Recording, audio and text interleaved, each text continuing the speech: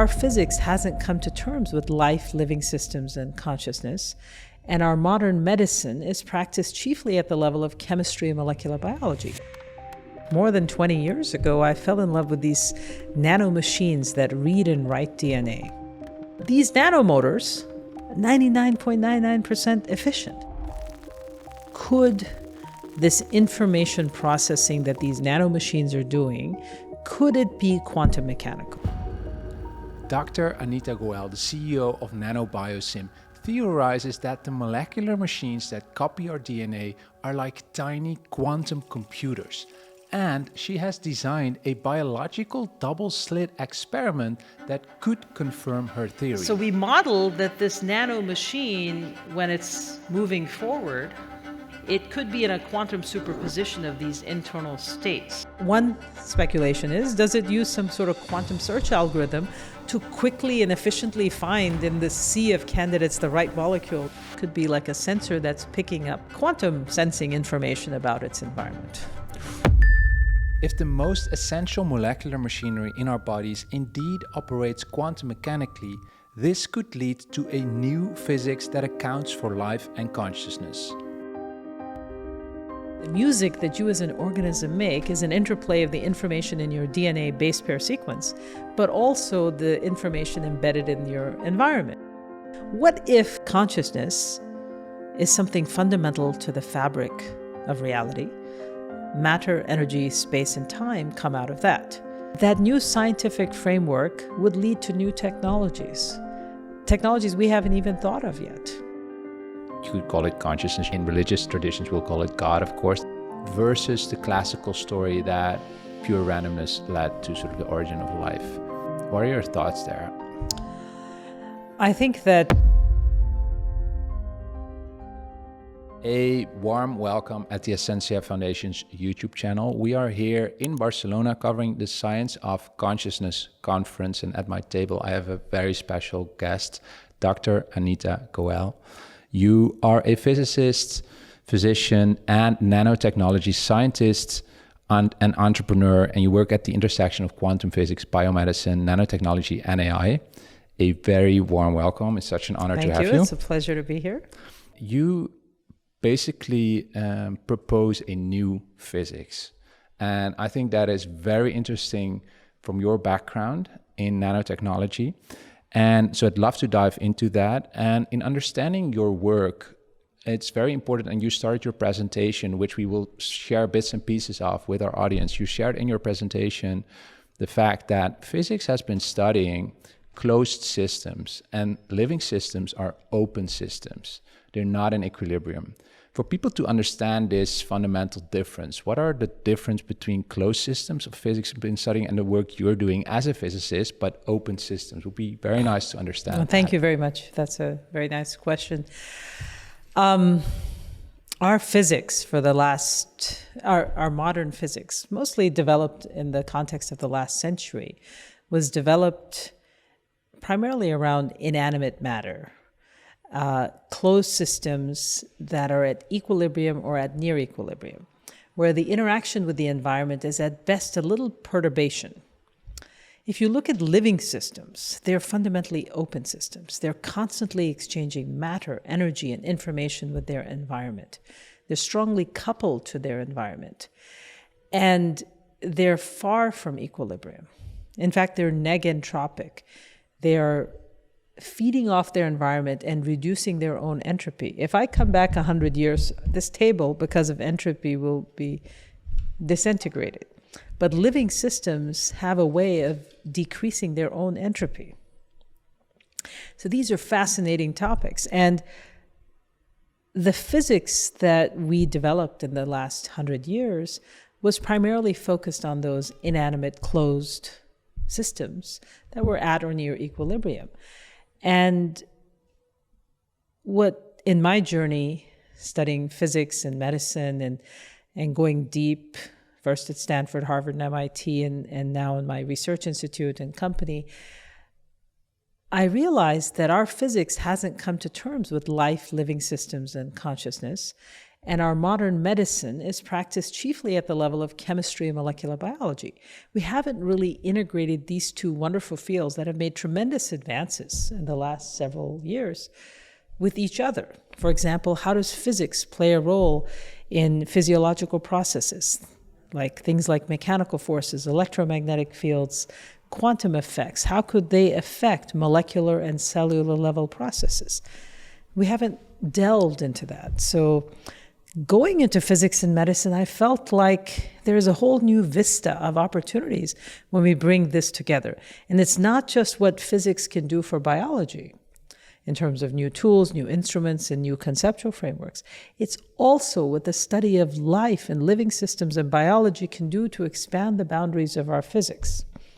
Now, if I go back to Einstein, he said towards the end of his life, he actually agreed with me. He said, by studying physics, we can understand, by studying living things, we can appreciate how primitive our physics still is. And as you know, Einstein was never happy that quantum mechanics was complete. He felt like something is missing. And Schrödinger felt the same way. And now Roger Penrose has been echoing and bringing back to life that feeling that something is missing in our physics, specifically quantum mechanics.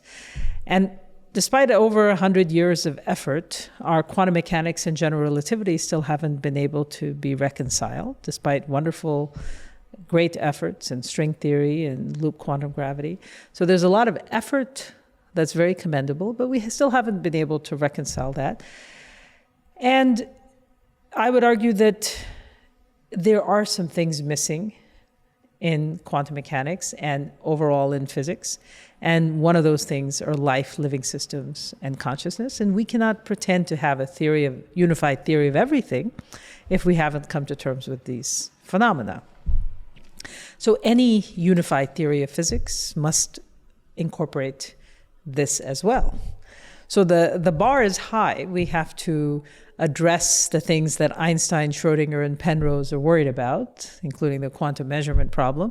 But we also have to come to terms with life, living systems, and consciousness as part of understanding where physics has to go in the future. And so that's one thing. Now, I felt that in order to map out this new physics or explore, are there new physical principles when you start to look at life and living systems, one needs to expand our framework in modern physics. About 100 years ago, Albert Einstein gave us a framework to see how matter and energy are interconnected, popularly thought of as E equals mc squared. I came to the conclusion that in order for physics and our current frameworks to come to terms with life, living systems, and animate systems and so forth, we need to expand this framework. So instead of just matter and energy, it needs to be matter, energy, and information, and how they all interconnect with each other. Information has a physical, tangible reality to it. Just like matter and energy have an interrelationship, information, matter, and energy have interconnected relationships. And even this thing called consciousness, we have to address that head on as a science problem, as a physics problem. I think it was Feynman who somebody said, politics is too important to leave to the politicians. Mm-hmm. So I would say consciousness is too important to leave to the philosophers and the other kinds of people. The physicists need to take this problem head on. Dr. Goel, sorry to interrupt you, but because there's so much in here we want to cover. And for our audience, what this conversation, I hope it to build up to is you talking to us about a potential double-slit experiment in living systems, which would be like a tremendous breakthrough if you manage to experimentally do that. So that's what we will be building up to and to understand that. But I couldn't agree more that consciousness has been left out of the picture for 100 years. The quantum fathers knew, many of them, there are just so many quotes you can find of the quantum fathers that we have to sort of, as physics has encountered basically consciousness. We cannot get around consciousness. I think that was Max Planck saying it, and Schrödinger also had these quotes. And then it was left out of the picture in what we can sort of say was the shut up and calculate phase of physics, right? Building bombs, computers. Yes. And it's now back. I think that's one of the great, amongst many other things, wonderful things that Sir Roger Penrose has done for physics. Say, hey, we need to look at consciousness. But then there's this criticism, of course, because we've visited Anton Zeilinger's lab in Vienna. And just to see the amount of work to get a couple of qubits in a superposition, I saw like super heavy machines, and I was in a lab, I had to wear glasses, and that's like a couple of qubits just to study one isolated system. So the critique would be, this is all nice, this speculation on quantum and living systems, but we can never truly test it, because how can you put that in isolation? How can we do that? So can you please help us out here in how to get there, how to sort of experimentally well, that's very important. I think it's nice to dream of bold ideas, but one has to be measured and very grounded in experimental reality and the data. And so I was always thinking, how can we bring physics and life, living systems under one unified framework? And I wanted some kind of experimental test bed that could give us the ability to poke and probe and learn from the actual nature how the reality is, instead of just make up ideas in our mind, which humans can do, but we like to tell you need stories. to be grounded in what is nature trying to tell us. And so more than 20 years ago, I fell in love with these nanomachines that read and write DNA. I thought they were fascinating. And there were tools becoming available from quantum optics. And I was very blessed to have some wonderful mentors, including my undergraduate mentor who at Stanford. And that kind of launched me in a journey that there's a tremendous amount of experimental tools that are becoming available to, for example, study DNA at the single molecule level and see how these nanomachines read and write DNA. And I kind of wanted to understand how to approach this experimentally and through the tools of theoretical physics, because I wanted, in a field where it's kind of the Wild West, you need to have experimental tools that are very good and to get good data, but you also have to map out the theory with whatever frameworks are there. So you have to kind of take a dual approach. You have to build your map, and you have to explore new land and keep updating your map. So you have to kind of go hand in hand. So I see, it's like when they were exploring the Wild West in the beginning, they didn't have a map, and the map is like your theory, and they had their tools and they were digging. So you have to kind of do both. I like that sort of approach, both. You shouldn't get lost in a territory, but also not in your maps. Yes. What I think physicists have a tendency to do, you get lost in sort of well, there are mature fields where their maps have already been laid out and well-defined experiments already exist. So in the area of, one of the areas I got inspired by at this next, so I love the system because I felt like a living system is a laboratory, especially if we can study it on small scales, to study this exchange of matter, energy, and information in an open system. And especially if we can tease out the effect of the environment, changing one knob on the system, and start to understand how information might couple into something like an enzyme reading a DNA molecule. And I'll give you an example that, DNA is very interesting. It's, in my mind, it's kind of like a piano. And the music that you as an organism make is an interplay of the information in your DNA base pair sequence, but also the information embedded in your environment. And that environment is playing, it's the fingers playing the piano of your DNA piano.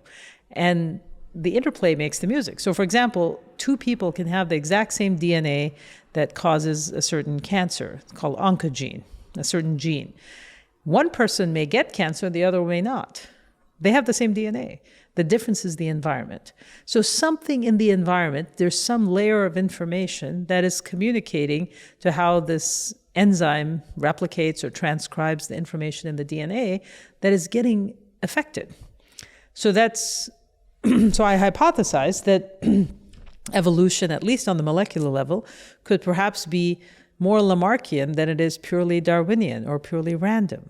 And how is this information in the environment important? Nice, I think, to unpack a bit Lamarckian because people will know Darwin. Yeah. Not all our audience will know Lamarckian forms of evolution. Could you briefly explain what that is? At least, everybody knows Darwin's theory of evolution. And so in the context of this, what you might think of is when a DNA polymerase is reading a DNA molecule, it's a little Xerox machine reading the DNA, it has a tendency to make a mistake once in a while. This mistake, this mutation that occurs, is it purely random? Or does the environment somehow influence that in some way? Where does this come from? Where does this noise come from? The latter would be Lamarckian. Darwin would say it's pure random. Darwin, the traditional Darwin interpretation is purely random. Yeah. Because it doesn't take into account that what you also called in your presentation, milieu, the French word, yes. right? The environment. Milieu, yes. Yeah. I love that word. I like that too. But the actually, point in is, French, it's sort of the underworld. Did you know that? It's I didn't know that. Yeah, they don't. But I mean, it is. I like that sort of that environmental approach. But nice to sort of contrast that to the story people normally understand when you just do sort of your high school biology. Then you will be told a chemical story. It's all molecular interactions. That was what I also understood. Even while making a documentary on bacteria, I was still on that molecular, this molecular interaction. But that's not what you're talking about when we're talking about this, or at least it's more. It's just half the story. I mean, there are molecular interactions, but there are other kinds of signals, and some of them are molecular. There are chemical concentrations of ATP or DNTPs. There's salt concentrations. There's temperature. There, at some level, that's what it is. But then there's things like mechanical forces, electromagnetic fields. Are there quantum effects? So one of the questions I ask is, so we have some papers we published on how information in the environment can tune the DNA strings and affect. And there's in my presentation, there was a slide on that, tuning DNA strings. You can actually tune the speed at which it reads along the DNA, and at certain critical tensions it stops and it can reverse direction and start unzipping the DNA, effectively doing error correction. And so it's like typing along, doing its Xeroxing. It makes a mistake, and in the natural body it stops and deletes, backspace, and then goes back again. And then us, by doing the tension, can slow it down, make it come to a screeching halt, and then pull harder, and then it goes into reverse gear and starts unzipping all the way.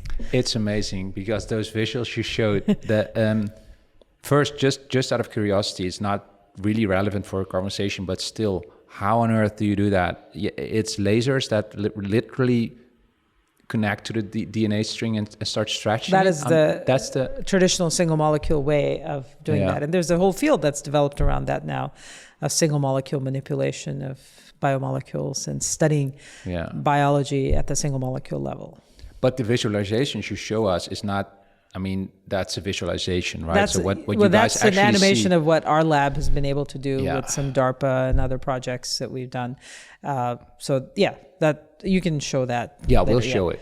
So my point is that there's a classical aspect to that we describe in some papers. And then what I talked about is a question. Could this information processing that these nanomachines are doing, could it be quantum mechanical? I just posed the question.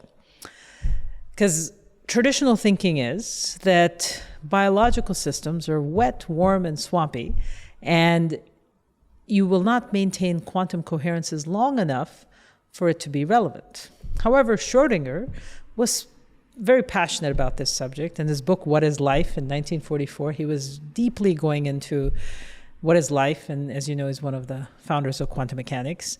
And he really deeply felt that this thing that is unsatisfactory about quantum mechanics, that he complained about with the Schrödinger's cat example, was just to exaggerate how the quantum measurement problem is not resolved, to kind of echo Einstein. And then Roger Penrose has built on that. He felt that maybe by studying living systems, we might understand some of that missing aspect of our quantum theory that would help complete quantum theory. Now, the founders of quantum mechanics were bold enough to think quantum mechanics could be incomplete and we need to complete it. Then we went into a generation especially in America, where there was this like, shut up and calculate. Don't ask these fundamental, foundational questions of physics. Stay focused on your utilitarian problems, your applications. Anyway, we won't go down that rabbit hole. But the point is, now we have new tools, we have new capabilities to study things on very tiny scales, especially living things, which are a beautiful laboratory to study some of these things.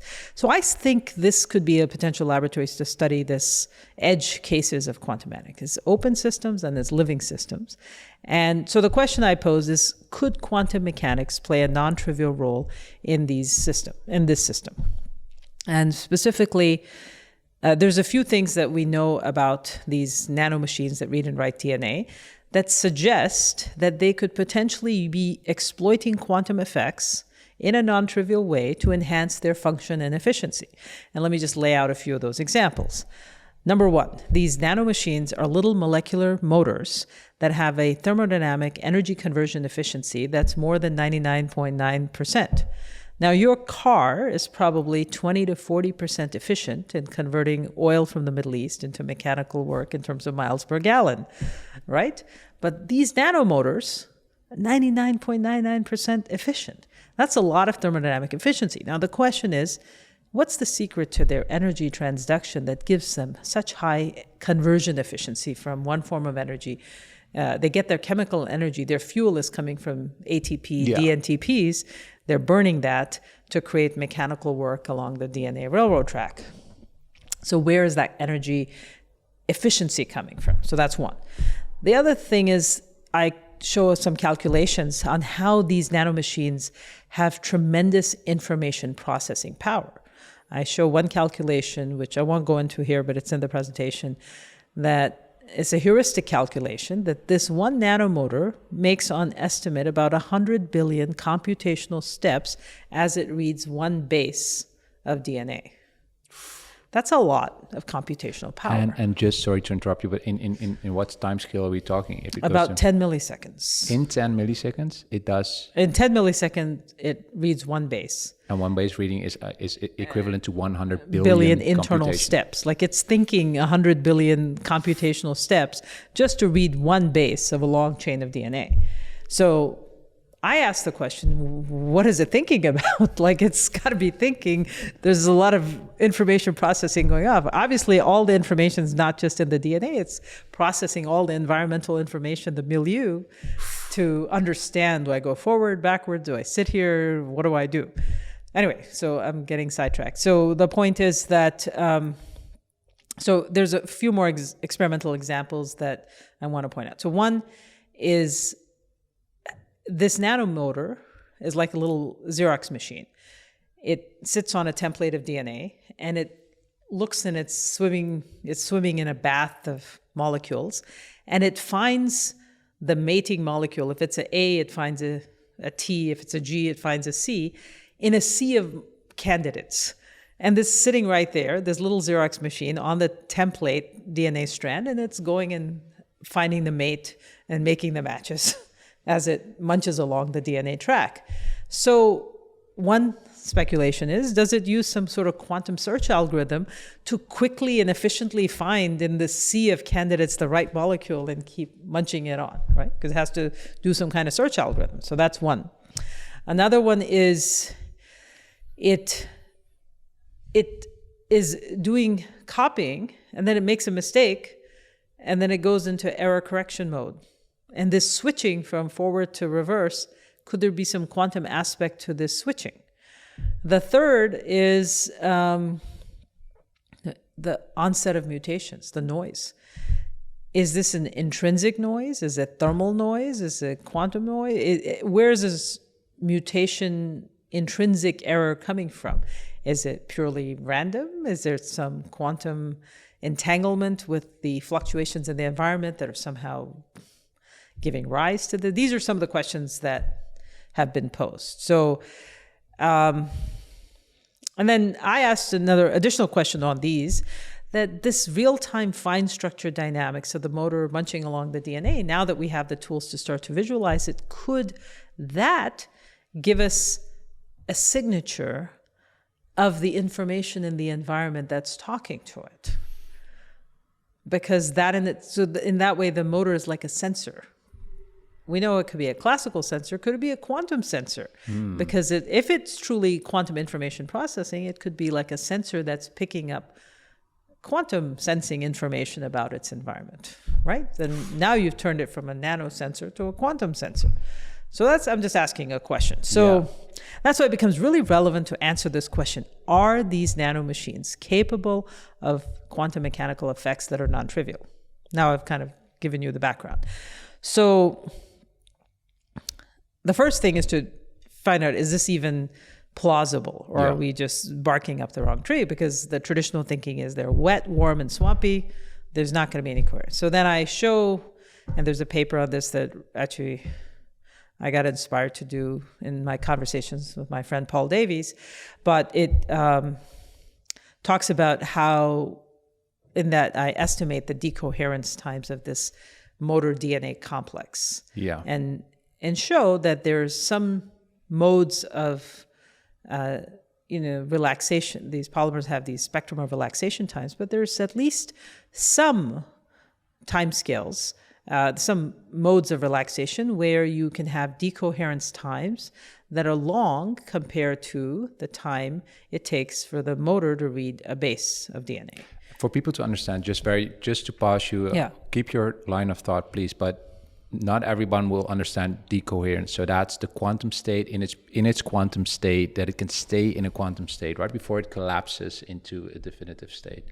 Is that's a way of saying it? I mean, I think how in your story, just for people to understand what's important to understand it, that it can keep a quantum state for quite long enough, so it maintains its coherence in such a way that it hasn't equilibrated with it hasn't decohered by interacting with its environment. So it's maintaining its coherence over some time scale. Effectively, you might think about it as it's maintaining its quantumness on that time scale. Check. So to get into that a little deeper will take more time, but think of it for that way for the moment. And so that quantum, the critical time scale is the time scale in which that system can maintain that quantum coherence versus the time scale that you're processing, that you're trying to detect at. So you have to compare those two time scales to see if this effect can be relevant. So if the quantum time scale, the coherence, is long enough compared to the time it takes to read one base of DNA, then that means it's maintaining its quantumness while it's reading that base. If the quantum time scale was like here and the base reading time was here, that means, it's quantum, but by the time it reads the whole base, it become a classical problem. So this is a very critical criteria. It's one of the 5, it's called the Vencio criteria for a quantum computer. It's in my talk. So I estimate heuristically that the decoherence time is long compared to the base reading time. So by a few orders of magnitude. So that's enough for it to be plausible that it could be relevant. So that's the criteria number 1. Are you even barking up the right tree? So that was the first point. Then the second part was, well, how do we go about designing the equivalent of a double-slit experiment? So we could actually, because, this field of quantum biology is burgeoning right now. There's been some interesting evidence, bird navigation, photosynthesis, where there seems to be some pretty interesting experimental evidence suggesting non-trivial quantum effects in the context of living systems. But there's still a lot of naysayers out there. It is not fully accepted. It's kind of on the edge. And it's exactly that word suggesting is very important. It's not sort of experimentally verified that those effects take place. Well, there are people who feel both ways, and it's a field that's in development. It's a fledgling field. So I thought, and I was actually talking to some friends in DARPA, and I was thinking, okay, so how could one design the equivalent of a double-slit experiment? Because when you had the double-slit experiment, that was very clear. This is classical, this is quantum interference, and it was very clear, it's hard to deny. So we need something definitive that people can look at and say, okay, yeah, I can't argue with this. Right? So I was thinking, like, how do we take our system and turn it into such a clean, well-defined, theoretically well-defined and experimentally well-defined? See, how you think affects the kind of theoretical questions you ask and the theoretical models you build.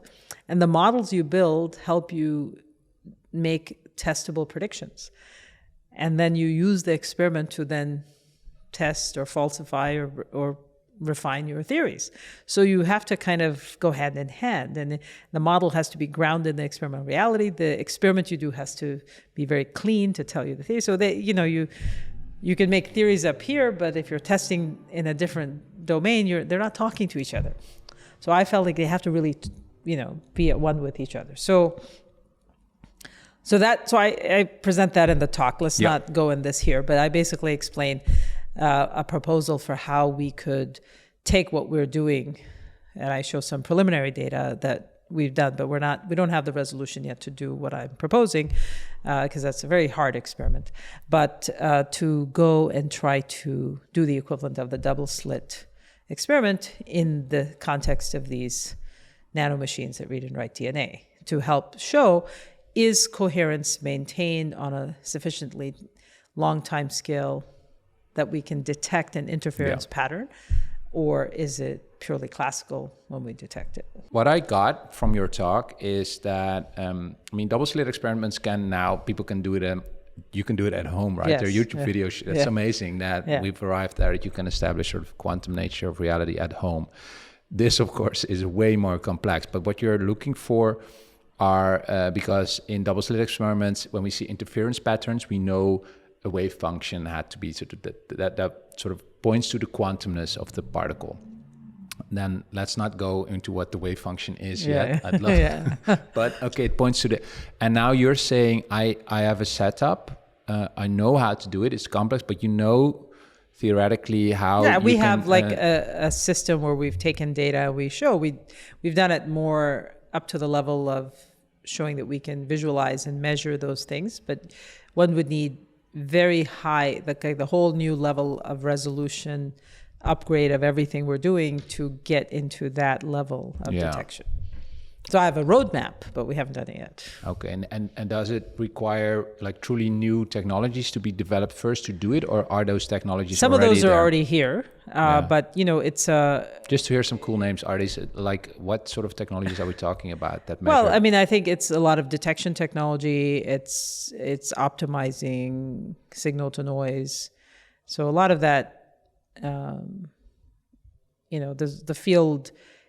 A lot of those kind of tools are there. It's in the DARPA words, it's still high risk, high reward to put all of that together and to go after the search of trying to measure the equivalent of a, like a double slit, that quantum signature. So it's a combination of having a very good experimental design, a very good theoretical model, and knowing exactly what you're trying to go look for, and then doing all the work to get the instrumentation ready and making sure you can get that. Yeah, you just mentioned that roadmap is there. Do you have an estimation of how many years it might take? Is this like decades, or if let's say we go for it, it could be years? It's a function of resources and how much we invest time and resources in that. But maybe this video can help people watching. We have clarity on the intention and the picture of what can be done, and I think we have a good confidence that we could do it. But it's one of those areas that has a bit of high stakes. Yeah, it's a moonshot, of course, but I think it's amazing, and it would, because for over now, I think it's almost 30 years that Roger Penrose sort of made this sort of conjecture that consciousness had to be sort of a. Now I'm bridging to consciousness. We'll get there later, but I haven't said anything about. Yeah, we haven't yet mentioned consciousness. No, you're bringing that up. Yeah, well, of course. You did that in your talk. Now we're making I do. Let's make the switch. I'm saying in this interview, I haven't. No, we haven't spoken about the hard problem yet, right? So let's say, okay, let's. Well, I said in the beginning that is part of the inspiration of needing a new physics. That's interesting. So that has been leading up to wanting to do a double slit in living systems because you're unsatisfied with the classical explanation of consciousness? Well, no, I'm saying that building upon what Einstein, Schrödinger, and Penrose have articulated, is quantum mechanics incomplete? Could there be new physical principles involved? I'm adding to the pile of complaints that our current physics does not come to terms with life, living systems, and consciousness. Yeah. With, I think Penrose has made something about consciousness in the same way. But I'm saying that we need experimentally testable, we need test beds to figure out what these new physical principles might be, if they are new physical principles. Yeah. So I'm not making any claims without measuring it. I'm saying that there's a hypothesis that we need new physics, or as a claim, if you will, and we need experimental tools to go map that out. Yeah. And there are phenomena in living systems, whether they be self-organization or some of the behavior patterns that are far from equilibrium, that is not where our traditional physics sweet spot is. Yeah. So that's why I'm saying we either need to expand some of our vocabulary in physics, or there may be new physical principles, but we cannot ignore this. And now we have tools, we have experimental capabilities, and we have refined theoretical understanding to kind of go at this multidisciplinary problem in a very pointed way. Yeah. Clear. To attack some of those most fundamental questions. Yeah. And Einstein and Schrödinger didn't have the tools that we have today. 100 years ago, they had other tools. So I think this is an interesting time. I also want to add that because of the rise of AI and the speculation that, material things like a circuit board could become conscious if it's just complex enough, there is a renewed interest in this word consciousness. And I think we have to tackle head on the hard problem of consciousness. We can't sweep it under the rug. And so all these things, in my mind, are connected. The new physics, is quantum mechanics incomplete, the quantum measurement problem. Do living systems, how do they exchange matter, energy, and information with their environment? Living systems, by definition, are conscious systems. And so how's that work? Yeah. Right? So so they're a laboratory to study this thing called consciousness. Yeah. So we would first need to sort of maybe nice to go into the hard problem, but I'd like to hear your take on it, right? Yeah. So the Dave Chalmers take on the hard problem is how do we get from the water of brain chemistry and just electrical signals, neurons firing, how do we get to that water, to the wine of consciousness, which has a different quality to it? And he philosophically phrased it. Then Roger Penrose arrived at it sort of more computationally, saying, hey, I'm seeing in certain modes of problem solving something that seems to violate, I think that goes back to Gödel, and I found it a beautiful argument in The Emperor's New Mind, which led him to say, it cannot be deterministically computable. Yeah. What's your idea on the hard problem? All right, so I'm going to answer this by first telling you a story. Okay. Love to hear it. So I did for fun, I did a mini sabbatical one summer in Santa Fe, and the Santa Fe Institute. And I was ostensibly there to study networks and automata and complexity and those kind of things. But I had the privilege and honor of getting to have many lunchtime meetings with Murray Gell-Mann, Nobel laureate. Yes. And so even though he was part of the Institute and he had I think he was one of the founders or something, so he was more relaxed. It wasn't in his, earlier years, but he was more relaxed and he could think about the big questions. So I used to sit with him and ask these questions, and we used to have this amazing conversation, so which I cherish very much. So we would debate about this consciousness and some of these things. And so I'm just going to summarize. So one day I said to him, do you agree with the following definition or description of consciousness? And can we agree that that's the prevailing scientific paradigm today in modern physics? And this is what I got him. This is what he agreed to when I said to him over that kind of lunch fun conversation, is that consciousness is an epiphenomena that emerges when matter attains a critical degree of complexity. Yeah. And I said it those words, and he said, yeah, I would agree with that. That makes sense. And he's one of the world experts on complexity theory and stuff. So he was like, okay. And then I said, okay, great. So we agree that that's kind of the prevailing understanding of consciousness today in modern physics. Yeah. And, this is the same physics that really didn't deal with consciousness, but this is kind of weird because he was thinking as complex systems, he was starting to deal with it. So he was thinking of it as an emergent phenomena that's coming out of matter when it attains a critical degree of complexity, which makes sense given that physics wasn't developed in the context of inanimate matter. So that's how it came to it in its logical progression. So then I said, what if, this is a speculation, what if we could rewrite all the rules of physics to be compatible with all the experimental data we have and internally consistent with each other mathematically, except it was based on a completely different paradigm. And that paradigm is that consciousness is something fundamental to the fabric of reality. Matter, energy, space, and time come out of that. And what if we could rewrite all the laws of physics to be compatible with that framework? And in one limit, it gives you the same physics you have today that still predicts things. The same way quantum mechanics in one limit reproduces Newtonian physics, or relativity in one limit is normal Galilean relativity or whatever. So what if we could do that? What would you think? He said, yes, if you could do that, I'd agree. I said, great. Let's go do it. So that inspired me. So that inspired my lifelong quest of trying to say, we have to do it.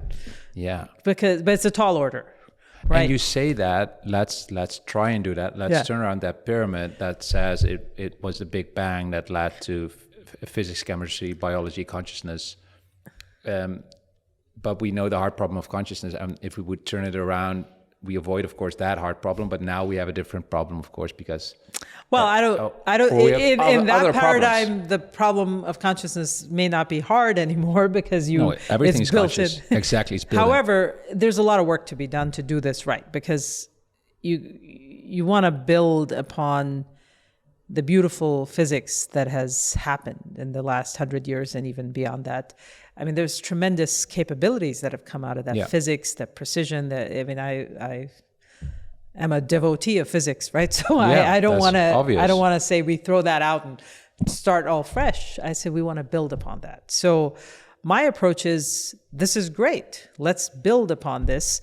And one angle I see is with information. There's new advances in quantum information theory and other Shannon's information theory.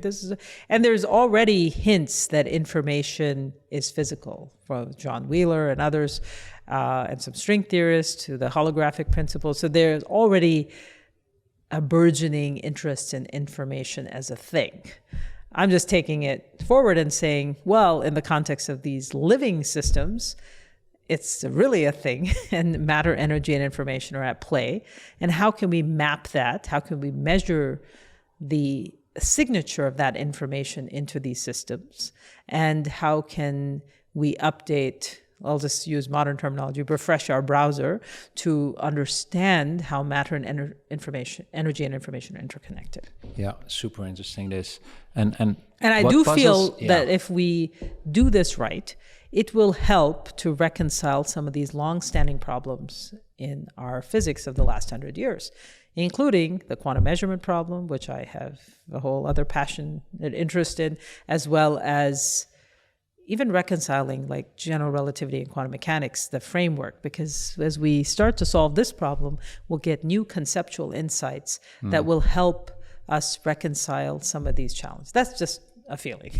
Very interesting. And a passion. That's obvious. And before going into how this could solve, for instance, the measurement problem, which is, of course, a profound topic. I'm not saying this experiment solves the measurement problem. I'm saying the insights, this new physics, the new kind of framework. Yeah, exactly. I'm I'm putting a high bar for it. Yeah. I'm saying in order for this new physics or whatever it is to happen, it not only has to help us understand life, living systems, and consciousness in a unified framework, but it also, I'm making it tougher for it to survive. It has to help reconcile the quantum measurement problem and the general relativity of quantum mechanics problems. Yeah. In order for us to accept this new physics. Yeah, super. So I'm like my own skeptic. And you're mentioning that I want to share. And so I just want to say, I'll be very passionate like a kid Yeah. about like, let's go do this. But then I'll be my own skeptic and say, this is the high bar. Yeah, you can do this, but we have to make this happen. Yeah, but that's the mindset, right? It makes me think of, I loved you mentioning John Wheeler. I love John Wheeler's work. Don't understand a lot of it. I actually had the pleasure of meeting John Wheeler. Seriously? Yeah, on his 90th birthday, they had one of the conferences celebrating in honor of him in Princeton at the Institute for Advanced Study. And they had invited 2 young physicists at the time. They had some paper competition or something and about what's your future vision for the future of physics. And I had written something, so they had selected me and they had selected one string theorist. And I was just, I think, finishing my PhD in physics at Harvard at the time. So I got invited to go stand in front of the pantheon of physics at the Institute for Advanced Study, which I was in awe of because of Einstein and all the great souls who had walked to that earth. And they were all there, and John Wheeler was in the audience, and here I am presenting these ideas that are coming. And the other person was talking on string theory. And I wasn't sure how they were going to take what I was saying because I was like, nobody was talking about this kind of stuff. And John Wheeler came up to me and he said, I really loved what you had to say. And I believe this would be the next frontier of physics.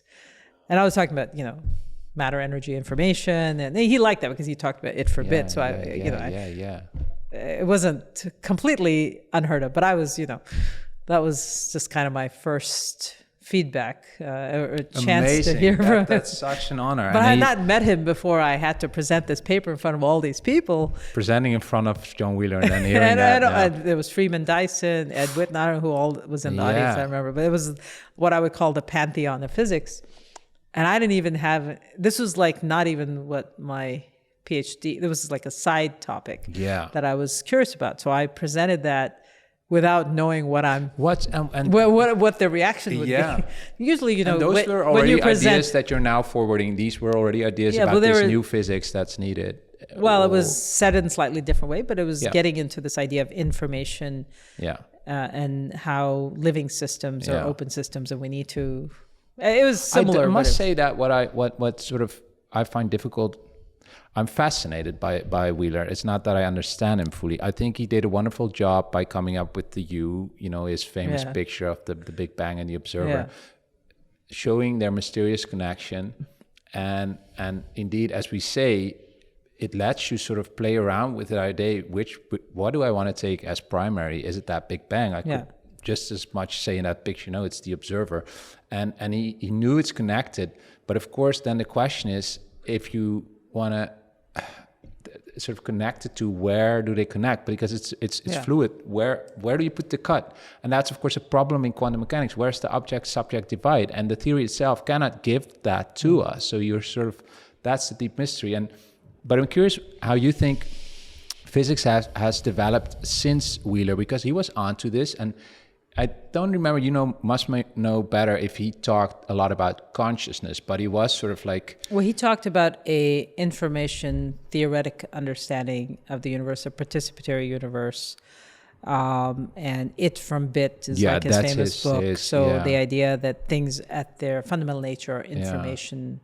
We know the it nature, because that's matter and energy, right? In his I think he was saying information is at the foundation. Yeah, but that to me has always remained abstract. So that is my question. It is the matter coming from the bit, which is the information. The bit. And I've always been puzzled what we're talking about when we say information, because I'm like, one question is information to who? That to me sort of just being not a physicist, thinks information needs sort of an observer. So can information have its own ontic status? Philosophically, can there just be information? I'm like puzzled.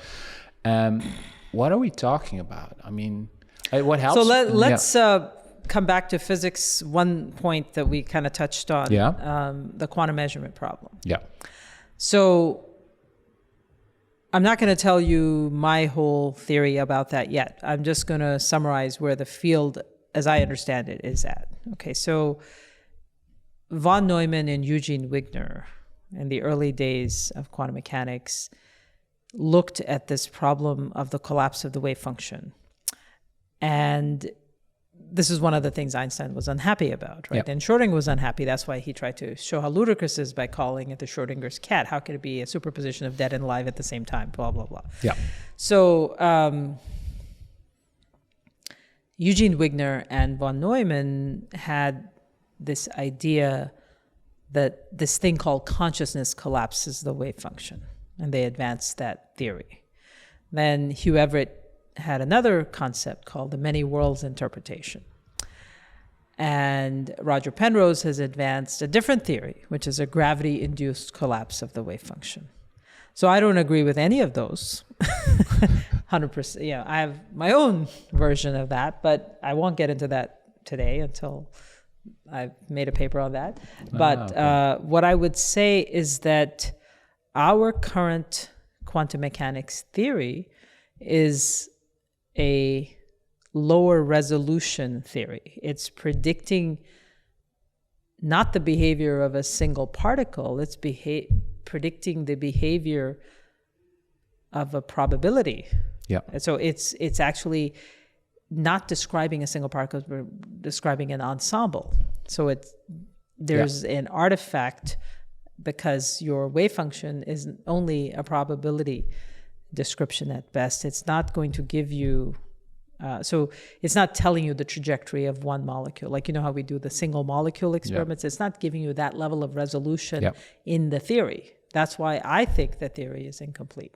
Jack, that's indeed that we know the single particles going through the slits, they're at random, and we say that the theory so that interference pattern is not one particle, that's many particles shooting and over time building a pattern. And that's also why we can sort of put aside. And that wave function, that pattern, interference pattern, it solves for is solving for that ensemble behavior of many particles. Yeah, the rule of large numbers, which also helps us to put aside the philosophical problems. As a physicist, I don't need to worry philosophy because you never have single. It's always, and then the theory is predictable. You can start building cool technology.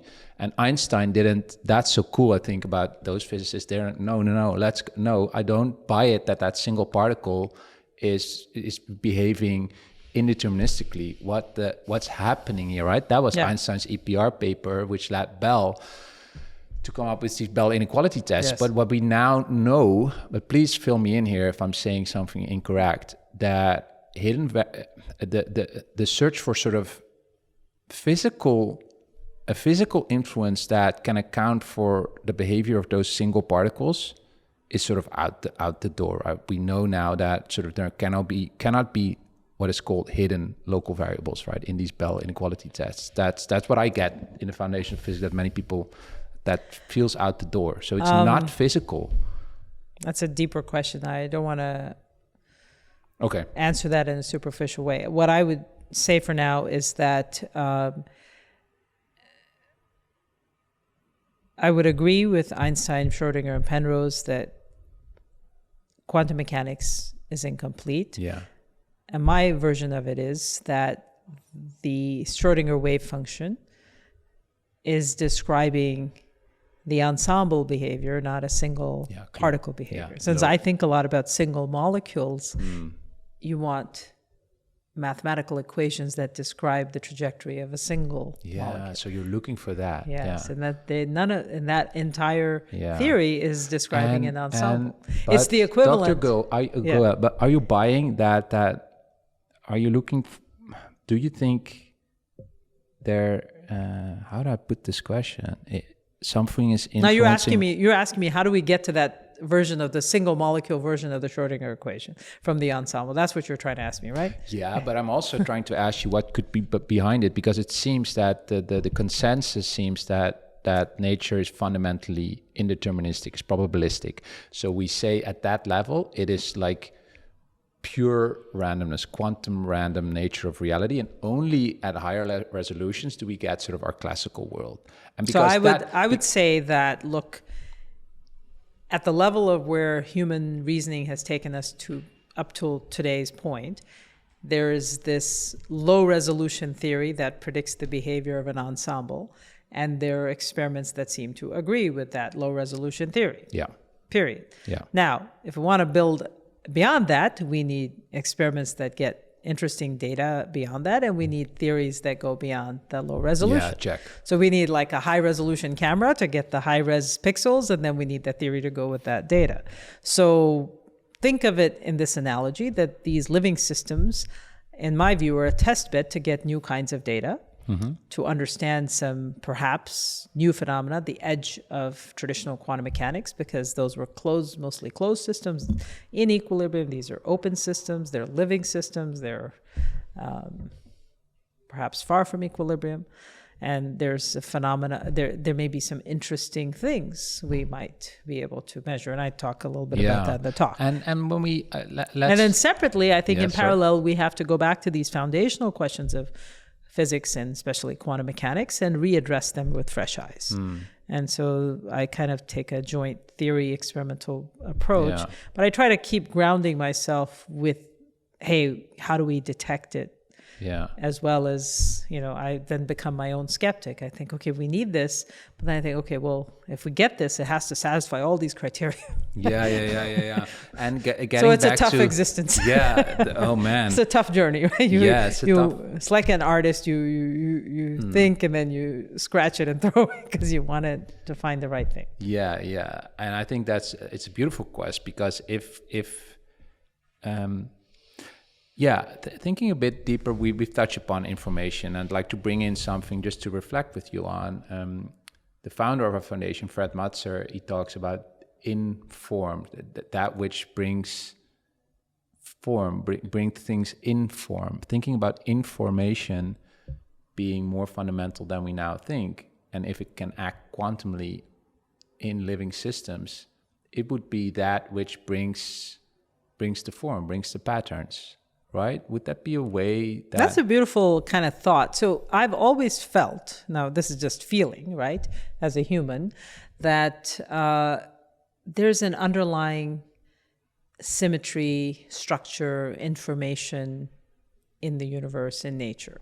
And we see those patterns manifest in different ways. And, there's different patterns, like in music. There's certain structures, and you hear certain harmonics and you feel good. You hear others and you don't feel so good. So, we're tuned to certain harmonics. So our systems might be tuned to certain patterns and symmetries and information things. There's I love mathematics. And so mathematics kind of reflects some underlying, symmetries and structure of information. And so I do feel, now I'm not putting my scientist hat on, I'm putting my just plain human hat on, that there could be information that is there in the environment that is talking to these systems. And I think it would be a bit of a holy grail to be able to measure some signature of this information in a very high resolution experiment, where we can start to see how that information is talking to it. And that's what I mean by it could be like a quantum sensor. You turn it on its head, it's picking up that information I'm not just talking about the classical information. I'm talking about, can it pick up and process quantum? Are there local or there non-local effects in the environment? How does that work? Is there some kind of entanglement going on between, these states and information in their environment? So these are all questions. And the question is, can we start to experimentally address them with these kinds of tools? And so I think I would say that I think it's an exciting time for science and physics, where these fields are coming together, and we have tools to go about trying to address it. And we're building I'm passionate, to be working kind of at that nexus, and I have this kind of quest and this belief that there has to be something missing in physics and quantum mechanics, and could this be a way for us to build that new physics? And as a sort of final, to wrap sort of this more philosophical bit of our conversation, if it's a piano being played, it of course invokes with people also what I just said, bringing into form that there seems to be some form of driving intelligence behind it. You could call it consciousness. You could, one in religious traditions, we'll call it God, of course. That's all giving it a label. Versus the classical story that pure randomness led to sort of the origin of life. What are your thoughts there? I think that in the last 500 years, most of our modern science, and in fact, most of Western civilization has been very influenced by Descartes, right? And it gave rise to a very reductionistic approach. You break a system up into its parts and study the parts and try to get a picture of the whole. And many of our fields of discipline evolved in reductionistic silos. And I think, and that we had a very good age of materialism. And to its credit, it yielded tremendous advances in science, technology, industrialization. We went through 1, 2, 3, 4 industrial revolutions in these last 500 years. So it has a tremendous impact on the human race. I would say that this fourth industrial revolution that we've seen with AI and digitization is a carrying of this materialistic paradigm to its natural logical conclusion, where you have now a very dystopic vision of reality, where you would have in the future these AI robots running the world and humans sitting wondering what they're supposed to do because they don't have a job anymore, and what's their purpose on Earth, because it's such a utilitarian focused narrative that a human's only purpose is its utility. And if the AI or the robot can do your job better than you, then what's your purpose? Why are you taking up resources on this Earth, right? Yeah, our Earth has a finite resources. It can't support 8 billion people. That's the narrative that naturally concludes from that worldview. Yeah.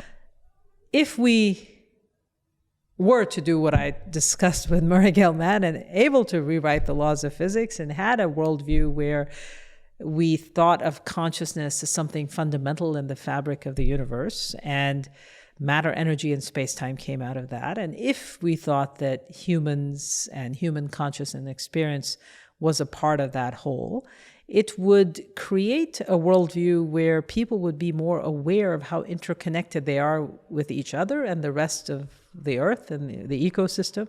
If anything, they'd want to take better care of their Earth because their self would be interconnected with the Earth. So it just leads to higher awareness, better ethics, higher consciousness in our science, technology, business. Can we build businesses that do good for the planet and still build wealth? And even in geopolitics, can these nations and cultures live in harmony with each other on one planet instead of killing each other in the name of religion? Yeah. So that understanding that would come from this kind of paradigm shift, because if it's matter-based, it's just the haves and have-nots fighting for a finite amount of resources that are all matter-based. If it's a consciousness-based paradigm, and you see there are civilizations on this planet today, there are indigenous cultures, there's those who were apparently here thousands of years ago, walk this planet, who have literature that still survives that talk about a more, what's the purpose of life? What's the meaning of life? That's these spiritual traditions. A lot of the Eastern philosophical traditions have this built in. And they have this concept that, the purpose of life is self-realization or self-actualization, understanding your full potential, and meditation and being at one with nature and connecting to that. So that understanding would have a tremendous impact on our society. I feel this would be the fifth industrial revolution. It would be consciousness-based. It would be something like, it would be a new science, similar to what I proposed to Murray Gell-Mann. It would be multidisciplinary and more holistic, trying to put all the pieces together. But that new scientific framework would lead to new technologies we haven't even thought of yet. or maybe some of us have. But the point is, there was new kinds of capabilities that, because we weren't even thinking information and consciousness are a thing. I mean, one simple example is in healthcare.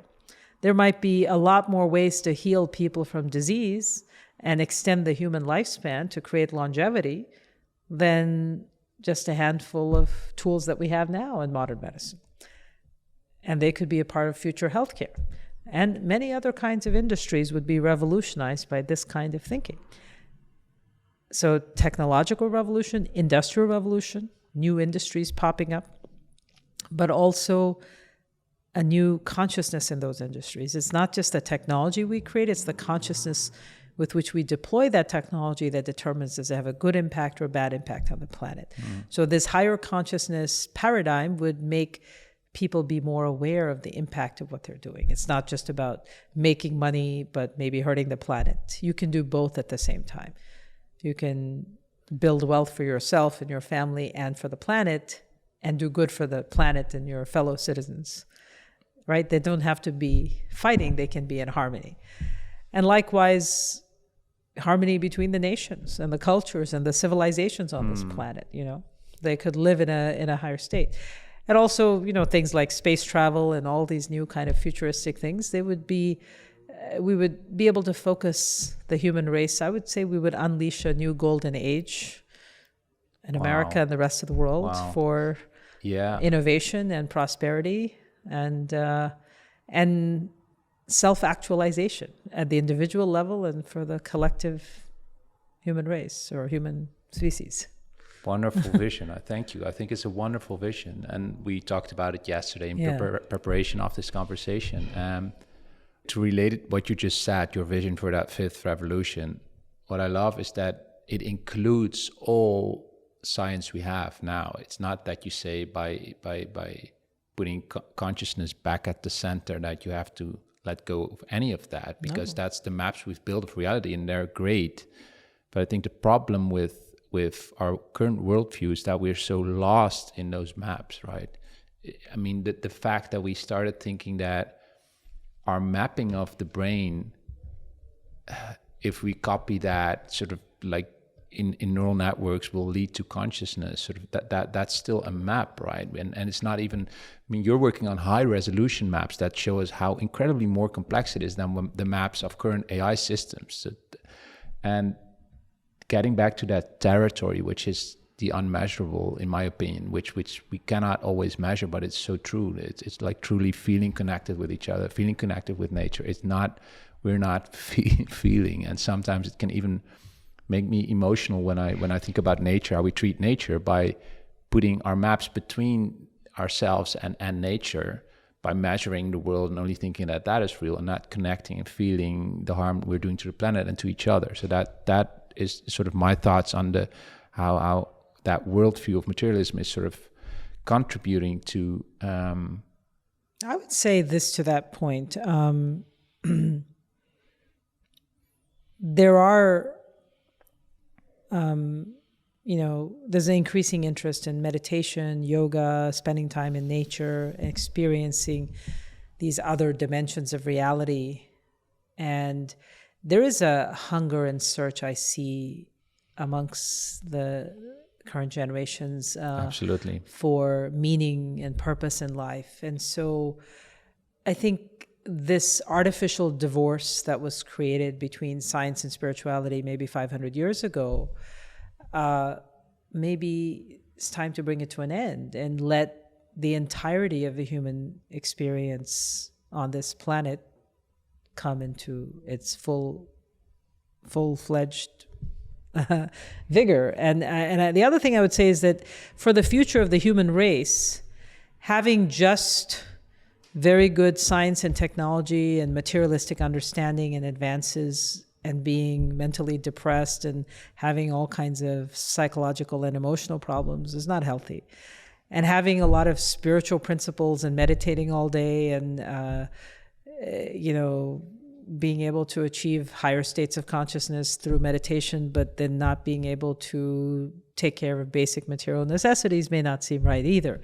So the future of the human race needs to take the best of all of these capabilities and imagine humans who can have the best self-actualization experience on the planet, have a sense of meaning and purpose, as well as do the best they can with the tools and technologies in the outer world and the inner world. There needs to be some balance of these two. And I also don't believe, you hear some people will come to one extreme and throw out consciousness and all these things. Other people come to the other extreme and want to throw out science and all the benefits that has happened.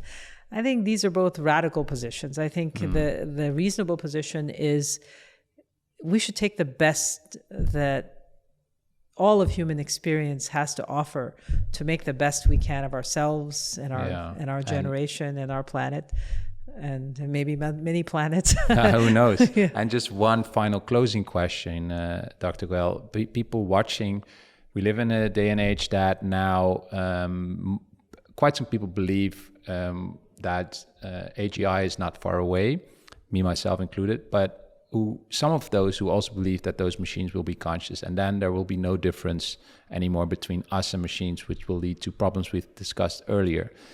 You as an engineer in nanotech, in AI also, and now working on an experiment which can help us understand sort of at this nano machine level our own complexity. If you have to compare that to our most advanced AI systems, including the near future of quantum AI, what is the difference between who we truly are and the machines we are engineering with our I think those are great questions. And I think the true answer, I would say, is that we should study consciousness in living systems to inspire, to get the most out of AI technology, whether it's AI classically or AI quantum AI. We only stand to gain by studying consciousness from a hardcore physics perspective in living systems. So that's another motivation for my work, which I just showed you, because if we can understand the phenomena of consciousness in a living system, which is all around us, there's so much living matter on this planet, if we can understand how the design principles of that, it might help us design better AI and quantum AI to get more and more levels of complex capabilities. But B, it may help us understand this whole problem better and what is the difference? And is there a boundary? And are we able to make AI systems conscious or quantum AI systems conscious? Well, I think we need to first, I'm arguing that we cannot ignore this problem of consciousness from a hardcore physics perspective. We have to take all the tools of neuroscience, traditional physics, quantum mechanics. We have to take a multidisciplinary approach and just take it head on because it's right in front of us. And if I say to you, like, I don't know if you know the Douglas Rushkoff, is this tech thinker I very much like, who said at a certain moment, okay, I'm biased, I'm on Team Human here. Yeah. If I say to you, I want to be on Team Human, you are working on the nanomachines that, to what order of degree, how many there are, I don't know, in my brain. If you compare them, their computation power, are we still, how strong is Team Human? Yeah, I think one nanomachine is just, there are trillions of those inside of you. So you're the sum total of all of that. So you're much more than one nanomachine. I know, yeah. So if one nanomachine has 10 to the 11th computational steps per one step, you're a sum total of many, many more orders of magnitude than that. So you're still winning. That I just wanted to hear. That's just a fun argument to close it. Thank you so much for this wonderful conversation. Thank you very much. Appreciate it. Thank you so much for watching this video. We will put all links to videos and scientific work which we reference to in this conversation below in the description. And if you have any questions to me or Dr. Goel, please leave them with us so we can follow up on that. Thank you so much for watching.